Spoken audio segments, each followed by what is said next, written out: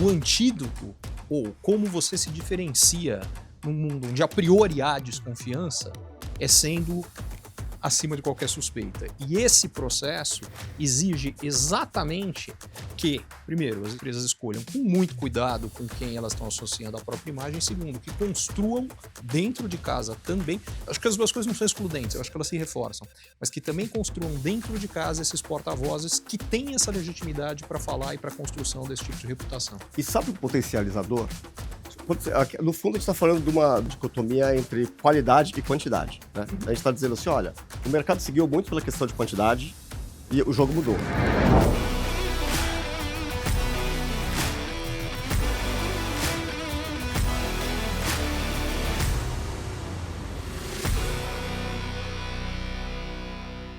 Gente, a gente vai fazer um Rapcast especial dessa vez. Vocês conhecem o Rapcast, que é o nosso podcast de reputação, que a gente fala com grandes nomes do cenário econômico brasileiro. Mas hoje, o papo vai ser um pouco diferente, não vai ser exatamente uma entrevista, mas um bate-papo entre eu e o Ricardo Amorim sobre um tema muito interessante, que é a influência institucional. Como que traz qualidade para as conversas digitais, de modo a gerar negócios. Esse papo já tem sido um papo frequente entre eu e o Ricardo. Todo mundo sabe, é o principal nome da influência econômica e política do país há muito tempo, considerado ali uma estrela no LinkedIn global por taxa de engajamento, e que conseguiu enxergar muito antes de todo mundo esse caminho. Até vou perguntar para ele qual que foi o segredo, mas a gente tem falado ao longo do tempo e descoberto juntos algumas coisas que a gente queria dividir e chamar mais gente para esse papo, para contribuir, porque eu acho que é um papo que vai gerar muito negócio bom e vai gerar muita reflexão interessante. Então, Ricardo, muito obrigado por vir aqui hoje, se dispor a bater esse papo com a gente. Muito legal ter você aqui. Ale, eu que agradeço o convite, agradeço as conversas que a gente tem tido. O engraçado dessa história é que, primeiro, me ajudou a garantir que eu não estava ficando louco, né? Porque quando a gente vê coisas que a maioria ainda não viu, das duas uma, ou é aquela história, ou você está sendo visionário ou maluco, e eu não tinha certeza. Mas com tudo que eu aprendi de você, com isso tudo, e você mais do que ninguém tem o pulso no que está acontecendo a respeito disso. Você comanda um grupo que tem, na falta de uma, tem 12, eu tô enganado? São 12. Tá complicado acompanhar, vocês cada vez expandem mais, tá ficando difícil. O fato é que se alguém sabe o que tá acontecendo, é você. E aí, tudo que eu aprendi com você nessas nossas muitas conversas, me mostrou de fato o que tá acontecendo. Eu chamaria de uma verdadeira revolução em reputação, que talvez seja, em parte, consequências de tantas revoluções simultâneas que a gente tá vivendo, né? Esse é um ponto super relevante, que eu vejo que você tem falado muito, que são as diversas transições que a gente está vivendo concomitantes, né? Seja política, ambiental, demográfica, tecnológica, de acesso à informação. A gente é mais privilegiado ou a gente está mais no risco de estar vivendo tudo isso ao mesmo tempo? Nunca na história da humanidade se mudou tanta coisa ao mesmo tempo. Você se coloca mais assim, de estar feliz ou de estar mais com medo? Eu diria que a resposta é sim. Os dois. Não tem, nesse caso, a gente não tem opção de ter um lado sem ter o outro. O privilégio de poder participar dessas revoluções simultâneas e, na medida do possível de cada um de nós, influenciar um pouquinho que seja essas revoluções, eu vejo como um privilégio. Ao mesmo tempo, isso nos força a lidar com uma coisa que ser humano nenhum gosta, que é a falta de controle. Porque a maior parte dessas revoluções acontece independentemente da gente querer ou não querer, independentemente do que a gente faz. Por exemplo, a revolução demográfica que está acontecendo, que a população mundial está envelhecendo, quem gosta de envelhecer? Mas é um fato e isso muda a sociedade, muda escolhas, muda um monte de coisa. A tecnológica tem um pouco mais de escolha, mas é um pouco, porque as tecnologias, decisões que são tomadas, governamentais, regulatórias, elas impactam o ritmo, mas a tecnologia é um bicho que tem uma tendência a escapar da gaiola e fazer as coisas independentemente delas, porque mudanças tecnológicas trazem transformações sociológicas, transformações sociais, transformações econômicas, mas fundamentalmente elas melhoram, em geral, a vida das pessoas. Mas eu talvez por característica, eu tendo a olhar o lado mais cheio do copo mais do que o lado mais vazio. Então, se eu tivesse que escolher, Obrigado por estar vivendo essa revolução e obrigado por poder ver isso junto com você, porque uma das coisas que a gente tem conversado, e acho que seria legal você contar mais, dividir, trazer mais gente para a nossa conversa, é como isso muda a comunicação, a importância da comunicação e como a influência entra no meio disso tudo. Olha, esse é o ponto. Eu também sou bem animado com essa história do ponto de vista de quem faz comunicação.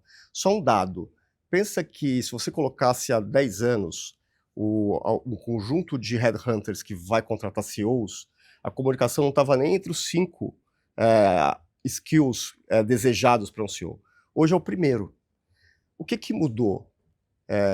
Mudou que hoje, como essas transições todas estão fazendo com que a sociedade, as empresas, os países, as instituições tenham que refazer seus contratos, refazer as suas relações diante de um cenário muito novo, é absolutamente importante que a comunicação seja feita entre os dois lados da maneira melhor possível.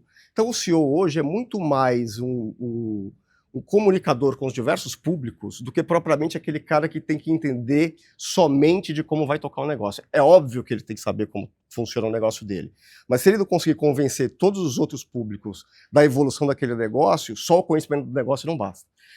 Então, é um CEO influencer? Sim. A gente tem que tirar um pouco do preconceito da palavra influencer. E por que eu acho que tem um preconceito? Eu acho que a área de marketing já dominou completamente essa ciência da creator economy. Uhum. Mas ela não está igualmente compreendida nos conselhos, entre os outros C-levels. E por um preconceito por falta de informação. Porque uma coisa é a comunicação de influência para a venda de produtos de bens de consumo. Outra coisa é para a venda de ideias, para a venda de novos marcos regulatórios, novos marcos civis, transições tecnológicas, energéticas, etc. E esse lugar aqui, eu acho que tem poucas empresas enxergando e perdendo oportunidades. E eu acho que o seu caso é um caso que ilustra muito bem o potencial. Eu acompanho a tua trajetória desde a TV, mas tive o privilégio também de acompanhar muito cedo o que você se tornou o LinkedIn e trabalhamos juntos em algumas frentes, né? E pude ver a potência de a gente achar um ângulo narrativo correto para levar uma ideia complexa para públicos que tomam a decisão.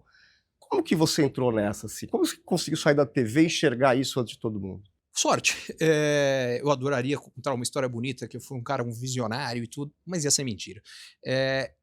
Por exemplo, o próprio LinkedIn, aconteceu que eu fui o LinkedIn originalmente criou... Aliás, é interessante, porque o LinkedIn, em geral, em vários aspectos, é uma rede social, eu diria, menos desenvolvida do que outras. Mas o termo influencer foi o LinkedIn que criou, porque eles criaram um programa de influenciadores originalmente só nos Estados Unidos para 10 pessoas, coisa de 6 meses depois eles abriram, eu não me lembro mais para o número de mercados, talvez uns 10, incluindo o Brasil, e eu fui um dos 10 primeiros escolhidos, não era influenciador quem queria, tinha que ser escolhido para poder ser, e eu fui um desses 10, eu já usava a plataforma há um bom tempo, achava que era um canal de comunicação com um público altamente qualificado, e aquilo para mim me interessava muito, então me dediquei a buscar ter uma comunicação que fosse relevante para quem lê, que essa é outra coisa que eu acho que as pessoas se enganam muito sobre influência. Muita gente lê influência da mesma forma que é o mesmo erro que eu acho que as pessoas fazem com networking. Ninguém é um exagero, mas porque a maioria das pessoas odeia fazer networking? Porque a ideia de networking que elas têm é, puxa, eu preciso ir lá, me forçar a me fazer de íntimo de alguém para ir pedir alguma coisa dele. Não dá para gostar disso. Agora, se você inverter a lógica e falar, e se eu fizesse networking com a lógica que é, deixa eu tentar conhecer essa pessoa e ver se eu posso ajudá-la. Não buscar algo que é do meu interesse, porque aí saiu a lógica interesseira. Se eu puder ajudá-la, eu vou fazer algo por ela. Se você fizer algo por alguém, quando você precisar de uma ajuda, a pessoa vai se dispor naturalmente. Inverte. E vamos voltar agora para a lógica de como eu fui para o LinkedIn. A minha lógica é, o que eu posso trazer que vai ser útil para os tomadores de decisão que estão aqui? E aí acabou crescendo muito, eu acabei me tornando o maior influenciador do LinkedIn, na verdade era fora dos Estados Unidos, e o Richard Branson. Era o único cara fora dos Estados Unidos que era maior do que eu, era o Richard Branson. E isto acabou me ensinando também muito sobre o que essas pessoas estavam interessadas, o que elas precisavam, e principalmente o que eu acho que acabou um dado que eu acho que é interessante, que o LinkedIn traz: 40% das pessoas que me seguem, que no caso do LinkedIn hoje é mais de 3 milhões de pessoas, é C-Level, o que é um negócio impressionante. C-Level desde MEI, porque lá eles não estão separando isso aqui, até das maiores empresas, na verdade, do mundo. Então é um negócio bem interessante, e isso aqui me ensinou algumas coisas. Uma delas, o próprio CEO, nesse novo mundo que a gente conversa tanto, não só, como você está absolutamente correto, precisa ver comunicação como o mais importante, mas ele tem que participar diretamente, ativamente desta comunicação. Claro que ele, a empresa, pode usar outros influenciadores, e eu acho que aí a gente até falou já sobre isso, com cuidado. Em outras palavras, tem que ter alinhamento. Se não tiver verdade, não compre influenciador no sentido de, não, esse cara é grande, é importante, mas não tem alinhamento, porque pro tiro sair pela culatra é muito fácil. Tem que ter verdade na mensagem. Não fica...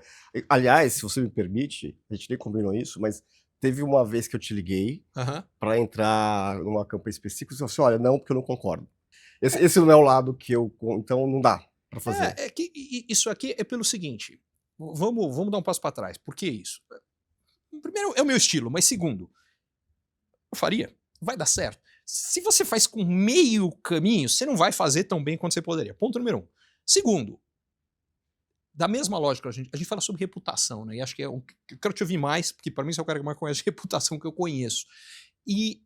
Mas reputação se constrói com verdade e com consistência. Inconsistência mata a reputação. Exatamente. E da mesma forma que as empresas têm que ter reputação, que os altos executivos têm que ter, a mesma coisa vale para mim. Mas isso é como eu vejo. Eu quero te ouvir sobre reputação. Não, a gente está nesse business de reputação, e o que a gente tem visto, né? A gente inequivocamente está numa era de incerteza e de desconfiança, por N motivos. Seja pela facilidade de se criar notícias falsas, seja pela complexidade que essas transições estão trazendo, e seja por uma certa isolamento de setores da sociedade, das suas próprias bolhas, não tendo acesso a contraditório como era mais comum.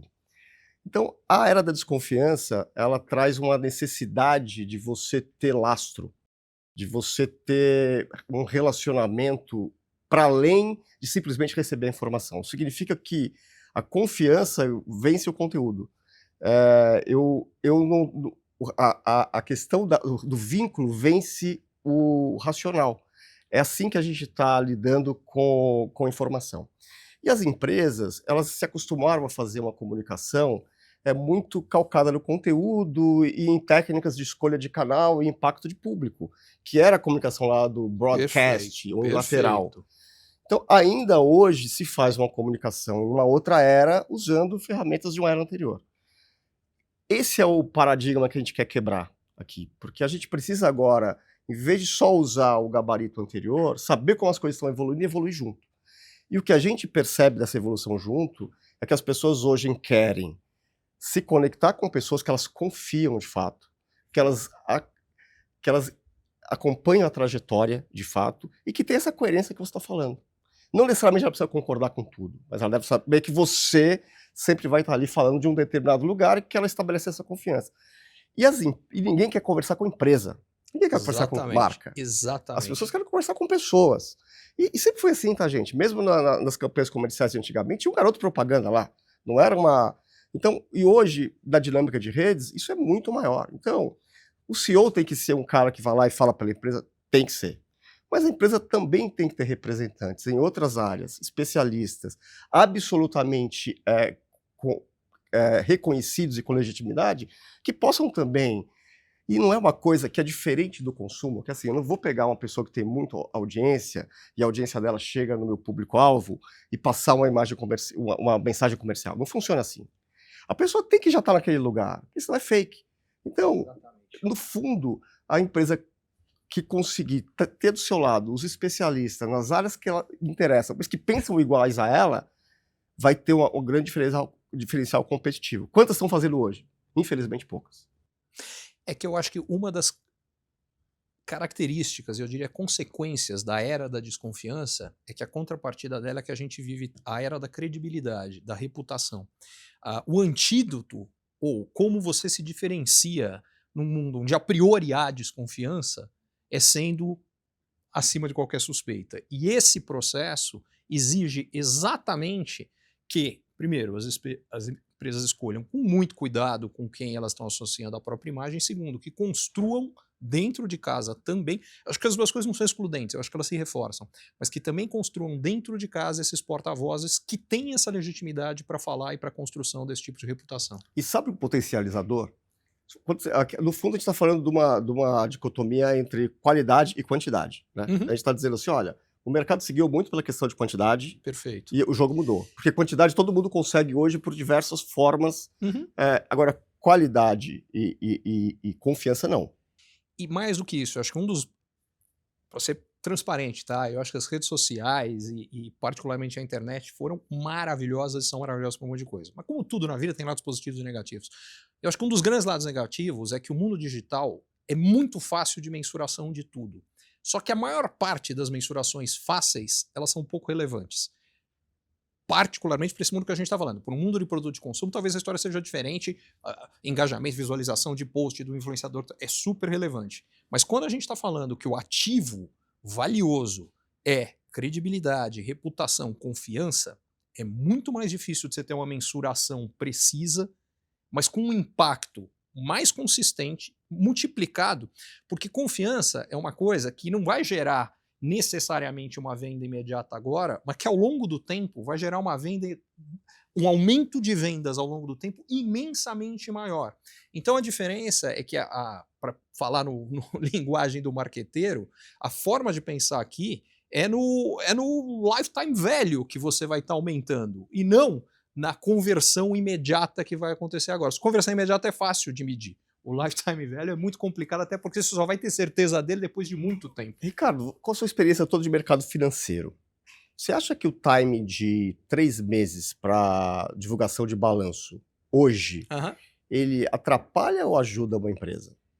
Eu não tenho dúvida que, para a maior parte das melhores empresas, ele atrapalha. Tanto que algumas das empresas mais bem-sucedidas do mundo, quando abriram capital, uma das coisas que elas deixaram muito claras é que elas não iriam se prender à questão do que é o resultado de 3 meses. Porque o problema é que o resultado de 3 meses necessariamente força decisões curto-prazistas. Em outras palavras, vamos gerar engajamento nessa campanha, porque você ativa isso aqui, você aumenta um pouquinho o resultado agora, ainda que, eventualmente, isso possa ser às custas, ao contrário, de riscos que podem fazer com que, no longo prazo, o valor da sua empresa despenque. Por exemplo, para falar de influência, uma das tendências que teve muito forte disso aqui, o crescimento dos micro-influenciadores. Por que, em vez de eu contratar um mega influenciador gigante, pagar um montão para ele, eu não contrato 1000 pequenos influenciadores que, somados, vão me dar um engajamento igual, uma visibilidade igual, e testo aqui. O problema é que o influenciador traz muita coisa positiva, mas ele traz um risco. Porque se o influenciador falar alguma bobagem, que não tem nada a ver com o seu produto, mas é uma outra bobagem, que a imagem dele sai manchada pelo que quer que seja. Lembrando que a gente está vivendo uma era que o que é considerado bobagem é cada vez menor e o que é o processo de malhação do Judas é cada vez maior. A sua empresa vai junto, só que agora você não tem um criando risco, você tem 1000.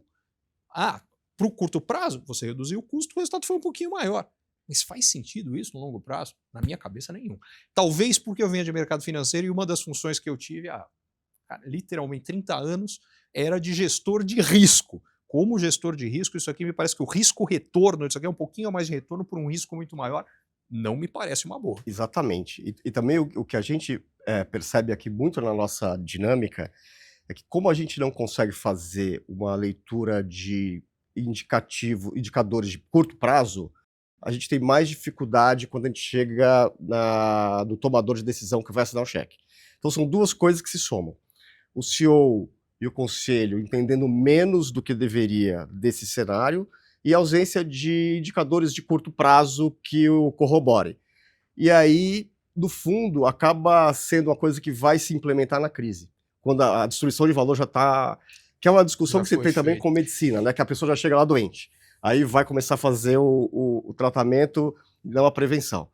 E a coisa da reputação tem muito de preventivo e tem muito de construção de longo prazo, e que o tomador de decisão tem que tomar alguns riscos não de reputação no curto prazo, mas de investir numa coisa que ele vai colher lá atrás. A gente falava... Eu venho da indústria de PR, que a gente lida com isso há muito tempo, né? E eu costumava dizer que a indústria de PR tinha um pouco da síndrome da academia, que era assim, a pessoa contratava o PR, e aí no primeiro mês ele falou, mas eu não estou vendo nenhum resultado. Segundo mês, não estou vendo nenhum resultado. Vou parar. Que era aquele cara que vai para academia, vai o primeiro mês, pá, não mudou nada. Segundo, mudou nada, para. Se ele ficar 2 anos, ele vai ver que vai mudar. Então é um pouco uma analogia que eu faço assim. Reputação institucional é academia. No longo prazo é perfeito. Se você quiser resultado de 2 meses, talvez não tenha. E eu acho que tem uma outra coisa importante no que você está falando, é que parte do resultado que talvez já tenha, ele não é visível. Eu nem acho que nos 2 meses não houve o resultado, mas ele é absolutamente imensurável. Que é parecido com a academia. Você está 2 meses melhor, você está melhor do que você estava antes. Mas você não tá vendo no espelho, não apareceu. Se for talvez fazer exames mais profundos, ele vai aparecer. Teu metabolismo está melhor, está diferente, mas você não faz. Então, eu acho que parte dessa dificuldade de venda de coisas que vão aparecer mais no longo prazo é que é quase como você planta uma semente, antes que apareça a árvore, aquilo está crescendo ali embaixo, de forma invisível. E eu acho que com reputação acontece a mesma coisa, com todo o trabalho. Mas uma das coisas que eu costumo dizer é que essa, para mim, é a diferença entre, de novo, resultado de curto prazo e construção de marcas de empresas multiziliardárias de longo prazo.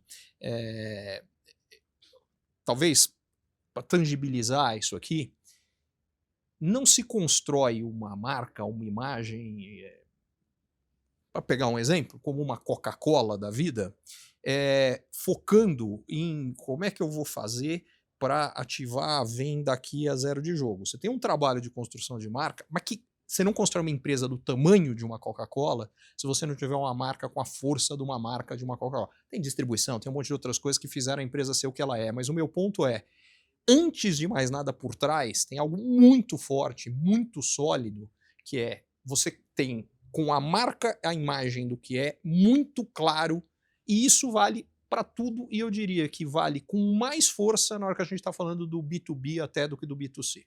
Porque aí a gente está falando de decisões que não é, se eu vou gastar R$5 numa Coca-Cola, não gostei, não tem problema, compro outro. Agora, quando você está falando de decisões que muitas vezes de milhões, em alguns casos, decisões que chegam a centenas de milhões de reais que estão sendo tomadas e que impactam a carreira, o cara pode, uma decisão errada muitas vezes vai custar a cabeça daquele executivo, se não tiver realmente uma marca, uma reputação muito forte e que, de novo, construída em verdade, não adianta só mensagens de marketing, tem que ter, e aí entra a importância dos executivos, entra a importância de um ou poucos influenciadores fortes com de fato reputação naquele assunto, não acontece. Eu concordo muito. Inclusive, eu acho que esse mercado de reputação tem muito clichê. Uhum. E que muitos estão muito errados. Por exemplo, aquele clichê de reputação é uma coisa que você constrói por anos e pode destruir em segundos. Eu não concordo.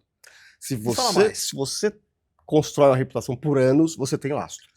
Isso eu concordo. O seu consumidor ou o seu público-alvo, ele permite que você erre, desde que ele tenha confiança em você. Eu concordo plenamente com o teu ponto. O teu ponto não é neutro a mesma coisa acontecer para quem tem ou para quem não tem reputação. Se você não tiver a priori, ele já sai do princípio que o seu problema é quem você é. Se você tiver, ele fala, o problema é exceção. Mas essa história de reputação que você está falando, voltando para o mundo das marcas, é exatamente isso.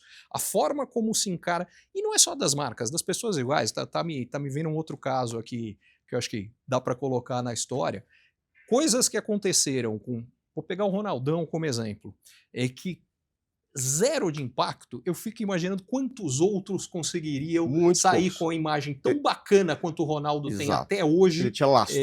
Lastro, exatamente. Reputação é lastro. A não ser que seja um erro muito grande, imperdoável, o consumidor, não falando só de consumidor de produto, mas o público-alvo, o stakeholder, ele, se tiver confiança, ele perdoa o erro. Vou colocar no nosso caso de consultor. A gente tem N clientes. E, obviamente, tem estratégias nossas que falham. Se falha no cliente que tem uma relação de confiança de anos, eu chego lá e falo assim, erramos. A gente subestimou tal ponto, superestimou o outro. Falo, entendi. Então, o que a gente vai fazer para mudar? Se a gente está chegando lá no cliente, ele não conhece muito, esse erro custa caro. Mas é um outro exemplo daquela história do investimento de longo prazo. Na verdade, vocês investiram no longo prazo na relação disso aqui. É por isso que vocês têm esse lastro. Porque lastro leva tempo para ser construído, que é outra coisa que precisa ser entendido. Mas eu fiquei curioso ali, porque eu falo que aprendi um monte de coisa com você, acabei de aprender mais uma.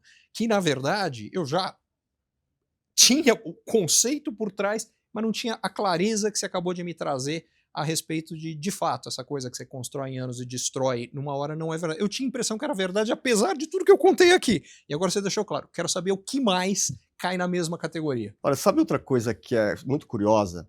Eu tenho 25 anos que eu trabalho com gestão de crise, né? Esse é um lugar que eu me desenvolvi na carreira e tive a sorte de participar de grande parte de grandes crises corporativas do país. Tive a sorte não pelas crises em si, mas pelo aprendizado. O que eu percebi eu sendo um profissional de comunicação? Grande parte das crises não era crise de comunicação. Eu até fiz uma analogia da pirâmide de Maslow da reputação, que muitas vezes eram questões de negócio e que aquele comitê de crise achava que ia resolver com comunicação. E não vai. E o papel de um gestor de crise, às vezes, é dizer, olha, o seu problema aqui não é que você está comunicando mal, é que você não está você não tem uma boa relação com a sua força de vendas, que você não tem uma boa relação com o retail, que você precisa ter, que você está com problema fabril, que você está com problema de distribuição, que seu produto está com um problema, que a sua relação com um determinado público específico não está funcionando. E a gente pode fazer qualquer comunicação que vai até piorar. Se você comunica uma coisa que não funciona na prática, e hoje não dá para esconder, porque todos os seus públicos têm canais de comunicação estabelecidos. Então, o ponto uma frase que é o seguinte, crise não é momento de construir reputação, é momento de salvar o negócio. Se você chega na crise com reputação, tanto melhor, porque você tem a confiança de todos aqueles públicos que você tem que relacionar. E, entre outras coisas, o custo que você vai ter em todos os sentidos para conseguir trabalhar a sua reputação na crise é muito menor se você já teve a construção de reputação anterior. Exato. Né? Então, esse é um ponto que muita gestão de crise falha, que é chegar ali naquele momento e fazer um canhão de comunicação. E muitas vezes, se a raiz do problema não está sendo endereçada, aquilo vai ser inócuo ou vai jogar contra. Esse é um clichê que eu vejo em muitas gestões de crise acontecendo. Acho que porque, às vezes, quem está lá dentro tem dificuldade de assumir. Porque é mais fácil você contratar um responsável externo, vamos chamar assim, do que entender que você tem problemas externos que vai custar muito corrigir.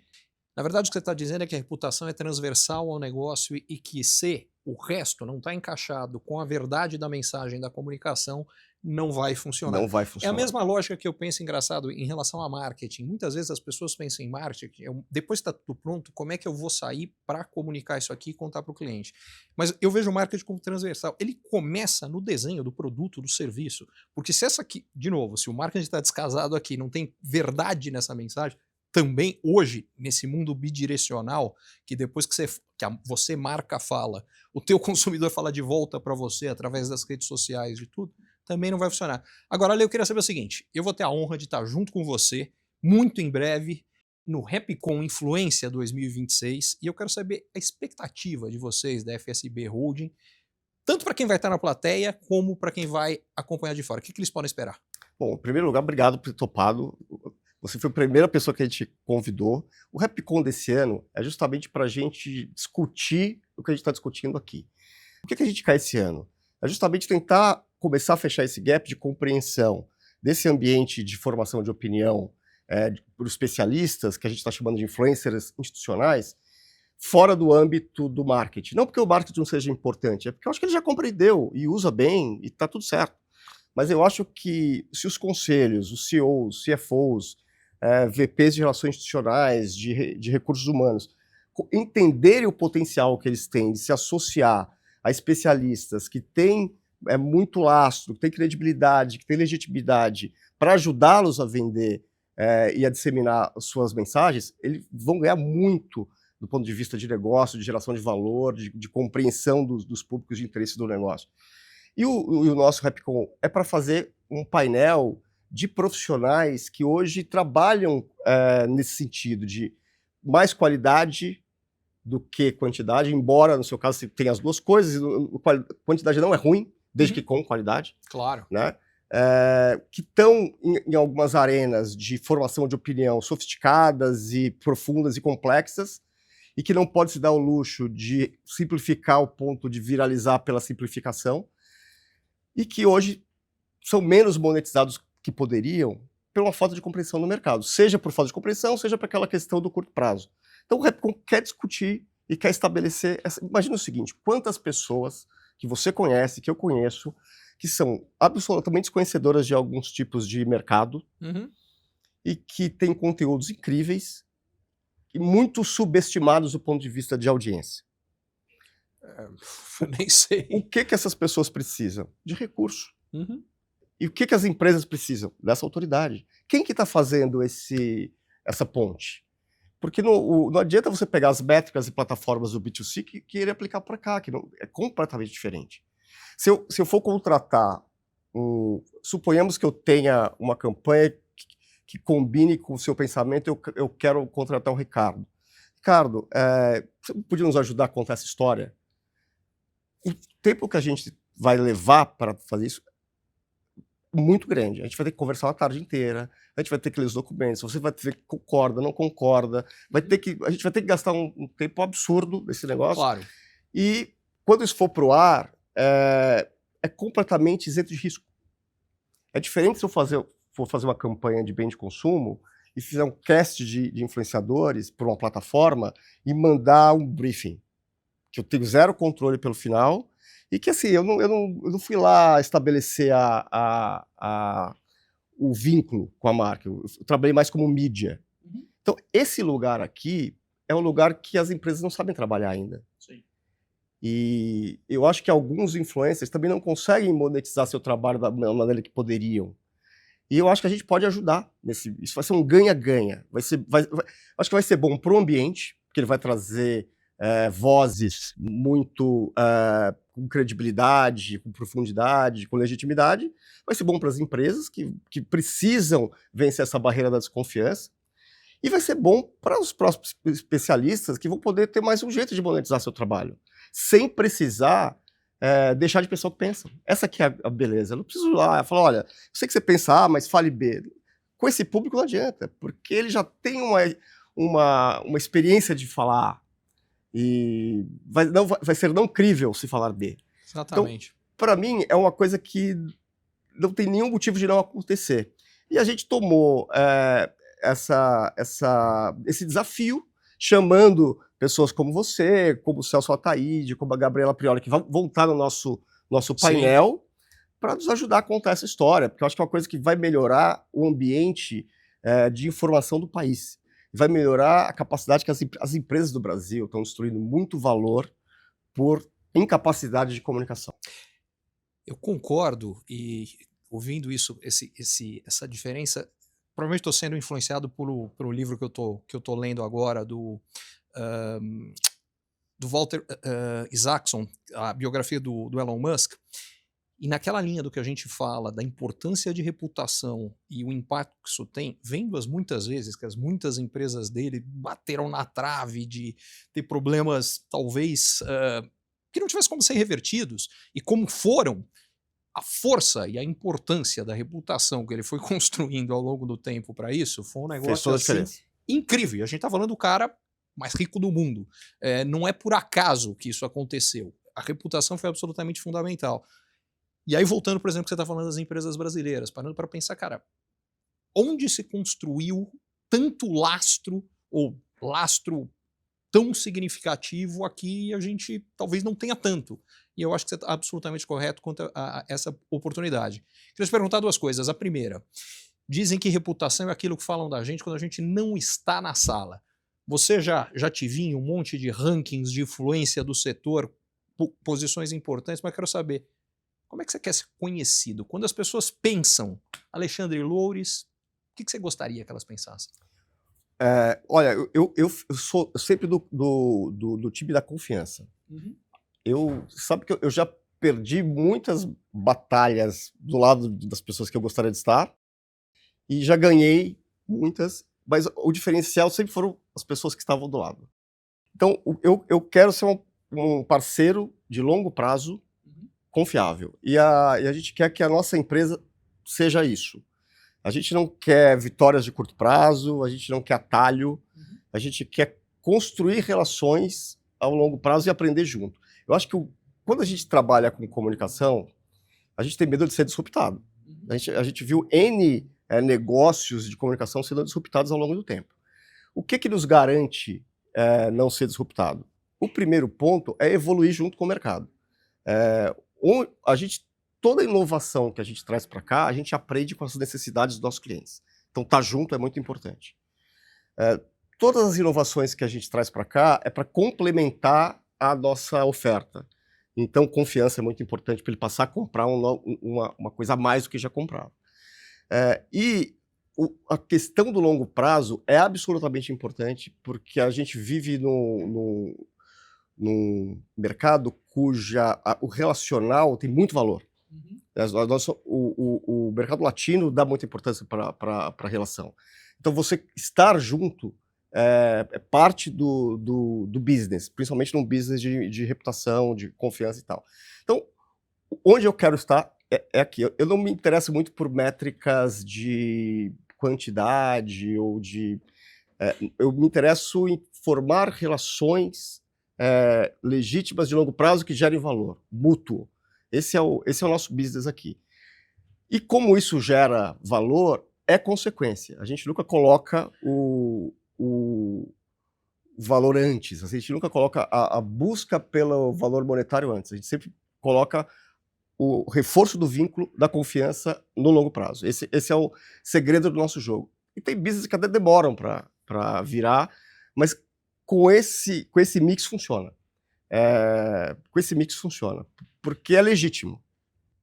2 comentários rápidos em relação a isso. O primeiro é que, como economista, uma das coisas que eu mais aprendi ao longo da minha carreira é que confiança é quase não, é o óleo das engrenagens que faz a economia girar melhor ou as relações comerciais, o que seja. Uma das coisas mais importantes para a gente entender, porque os Estados Unidos é um país muito mais rico, muito mais desenvolvido que o Brasil, tem vários outros, essa não é a única, mas uma que eu acho que é subestimada, é porque lá existe uma relação de confiança que faz com que a gente não tenha que tomar um monte de passos de precaução aqui, que exigem tempo, dinheiro, esforço e que basicamente travam a economia e, por consequência, geram um nível de riqueza muito menor. Então, a importância de confiança é absoluta, sempre foi. Segundo ponto que você trouxe, que eu acho que é muito interessante, você falou, olha, nós latinos somos mais relacionais e somos, só que o relacional vai ganhar importância no mundo de negócios no mundo inteiro. E aqui vai aumentar. Simplesmente porque a expansão que vai naturalmente acontecer ao longo dos próximos anos, das próximas décadas, de técnicas de robotização, de inteligência artificial, automatizando processos, automatizando um monte de coisa, automatizando análise, vai fazer com que cada vez mais o humano vai ganhar mais importância e o humano, que essa não vai ser substituído, é relacionamento. E dentro de relacionamento, comunicação e reputação são absolutamente fundamentais. Nesse sentido, eu quero te pedir uma coisa aqui.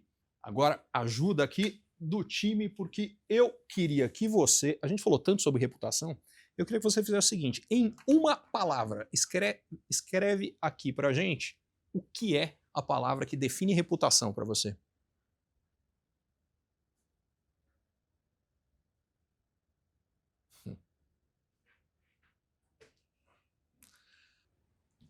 Acho que reputação é resultado. Esse é o cerne da nossa discussão. A reputação não é uma coisa filosófica, transcendental, amorfa. Ela é resultado. Ela precifica. Veja quantas empresas estão tradando abaixo do seu potencial por desconfianças outras, como governança, etc. Reputação. Então, eu acho que por mais que você não tenha métricas objetivas de curto prazo, é fundamental que a gente consiga entender que isso gera muito valor no longo prazo e evita muitas crises nesse caminho. Então, você como economista, quando você vai fazer um valuation, você colocava a reputação nesse valuation? Tinha alguma forma objetiva de fazê-lo? Olha, você matou uma coisa super interessante, que é uma mudança do que aconteceu como economista e cara de mercado financeiro. Eu sempre fui muito fã do Warren Buffett, li tudo que esse cara escreve, e uma das coisas que ele me chamou a atenção, e eu passei a prestar muita atenção, é que ao longo das últimas décadas, quando você vai ver o valuation das empresas, a parte do que é tangível há 40, 50 anos representava a imensa maior parte do valor da empresa. Com o passar do tempo, isso inverteu. O não tangível, e reputação é uma parte significativa que está dentro disso, valor de marca, passou a ser maior, com grande frequência, no caso da maior parte das empresas, do que a parte tangível. E diga-se de passagem, isso é mais verdade ainda numa economia em transformação muito acelerada, porque o que acontece quando você tem uma economia em transformação muito acelerada? Grande parte do valor das empresas é a expectativa de resultado que ela vai ter mais longe, mais lá para frente, no futuro, em função de um grande crescimento que ela terá.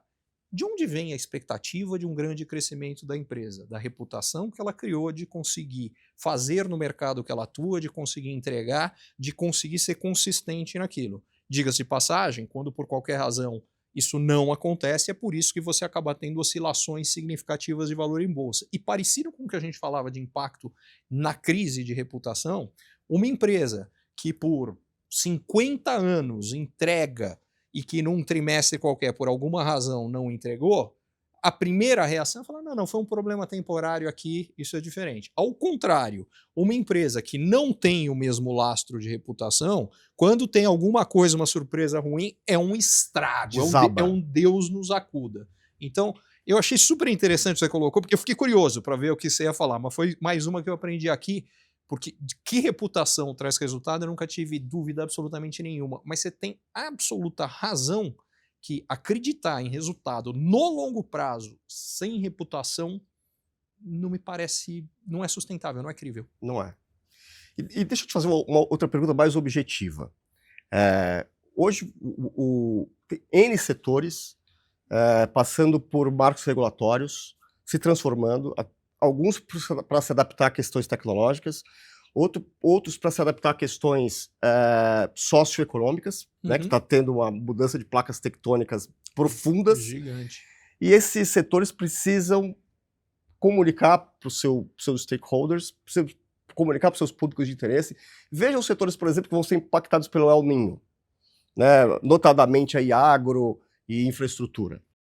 Precisam de um trabalho muito grande para se comunicar com o poder público, com o judiciário, imagina que, além de tudo, ele recebe uma enxurrada de processos e com o próprio consumidor final, etc.